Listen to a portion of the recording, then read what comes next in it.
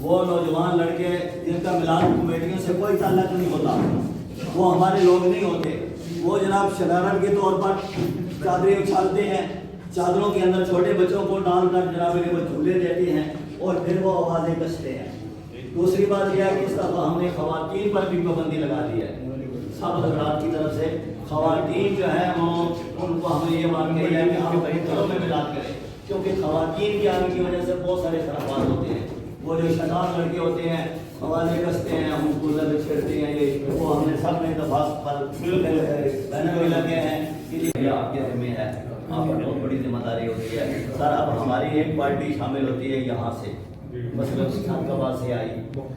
مسلم town سے آئی، یا لوگ مطلب اس طرف سے آئی ہے چاندنی چوک یا فیض آباد سے، بہت سارے حضرات کی طرف سے شامل ہوتے ہیں۔ اس کو سر کیا ہوتا ہے، وہاں لیاقت روڈ جو ہے نا وہاں سے وہ جلوس جاتا ہے، وہاں سے تو فوارہ چوک سے اس کو ادھر نکال دیا جاتا ہے۔ اب اس نے واپس جانا ادھر ہے، واپس چھانکاباد میں، تو اس پارٹی نے ہمارے ڈی ایس پی صاحب کے کوئی سے ایسے جو صاحبان کی کوئی سے اپنی بارگاہ کے اندر قبول فرما کے ان کو یا اللہ سب کو ہم سب کو علیہ الصلوۃ والسلام کی بتائی ہوئے راستے پر عمل کرانے کی توفیق عطا صلی اللہ تعالیٰ علی حبیبی محمد وعلی آلہ وصحبہ۔ باقی یہ میں وہ ماشاء اللہ جس طرح آپ کو وہاں ویلکم کرتے ہیں، اسٹیج پہ خطاب کا موقع دیتے ہیں، عزت دیتے ہیں، بلکہ